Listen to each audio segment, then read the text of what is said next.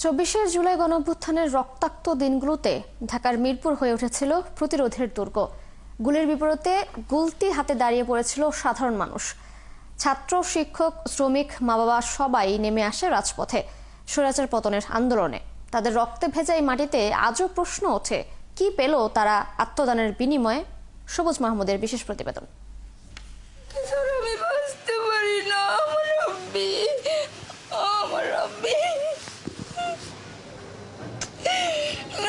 এই আর্তনাদ অভ্যুত্থানে সন্তানহারা মায়ের। আমি দেখলাম না, এত অভাগী আমি, আমার সন্তান।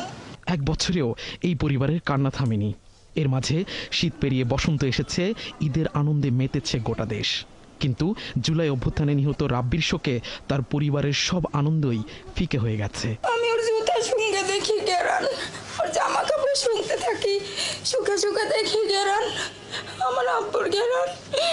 সন্তান হারানোর বেদনায় যেমন বুক ফেটে যায়, তেমনি শহীদের পিতা হতে পেরে সেই বুকই গর্বে ভরে যায়। জানি সারা জীবন আমাকে দুঃখে কাঁদতে কাঁদতে সারাদিন যাবে, তারপর আমি গর্বিত যে আমি শহীদের পিতা। আকরাম খান রাব্বি ২৪ জুলাই মিরপুর ১০ নম্বর পপুলার হসপিটালের সামনে গুলিবিদ্ধ হয়ে শহীদ হন।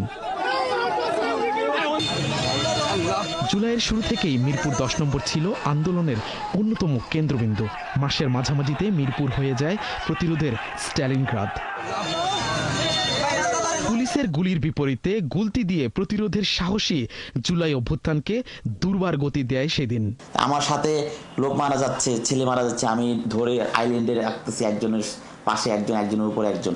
হ্যাঁ, আন্দোলন পুলিশকে হটাচ্ছি, আবার ভ্যান গাড়িতে করে হাসপাতালে লাশ পাঠাচ্ছি।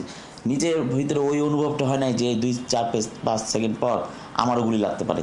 নিজ চোখে শত শত প্রাণের বলিদান প্রত্যক্ষ করার পরও মনের মধ্যে ছিল একটি প্রত্যয়, পিছু হটা নয়।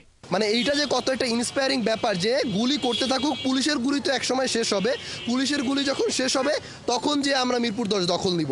অনেকের চোখ গেছে, কারো হাত গেছে, এগুলো নিজের চোখের সামনে যখন দেখি, ওগুলো যখন মনে পড়ে, মানে এখনো হাত পা কাঁপে। কিন্তু আমাদের একটাই দাবি ছিল যে যাই হোক, যদি মরবো, কিন্তু রাজপথ ছাড়বো না। হোক অঙ্গহানি কিংবা প্রাণনাশ, জুলাইয়ের দিন যত গড়াচ্ছিল, আন্দোলন শুধু ছাত্রদের হাতে থাকেনি, যুক্ত হলো বাবা মা থেকে দিন মজুর পর্যন্ত। আমরা মনে হচ্ছিল যে আমরা ফিলিস্তিনে আছি, ইসরায়েল আমাদেরকে অ্যাটাক করছে এভাবে হেলিকপ্টার থেকে। এরকম এখান থেকে স্বয়ং এই চিপার মধ্যে আপনি যদি দেখাতে পারেন, 2 বিল্ডিংয়ের চিপার মধ্যে হেলিকপ্টার নেমে ফায়ার করেছে। ফায়ারের এখনো সেই ড্যামেজ অংশটা আছে। দেখলাম যে তাদের প্রতি যে অত্যাচার করতেছে আমরা মেনে নিতে পারি না বাবারা হয়ে, তাই আমরা নিজেরও এই আন্দোলনে শরিক হয়েছি, এমনকি আমরাও রাজপথে ছিলাম। যাদের রক্তের বিনিময়ে নতুন বাংলাদেশের সূর্য উদয় হলো, সেই শহীদ পরিবারের এখনো আছে বিচারের আক্ষেপ। কোনো কিছুই পূরণ হয় নাই, কারণ এখন পর্যন্ত আমাদেরকে কোনো মর্যাদাই দেওয়া হয়নি শহীদ হিসেবে। আমরা ফ্যাসিস্টকে তাড়াইছি, বাট বৈষম্য এখনো তাড়াতে পারিনি। শহীদ আতিকুল ইসলাম, মমিনুল ইসলাম, আব্দুল্লাহ কবির, মামুন মিয়া সহ অনেকেই জুলাইয়ে মিরপুরের মাটিতে রক্ত দিয়ে শহীদ হয়েছেন, কিন্তু পুরো হিসেবটা দিতে পারেনি কেউ।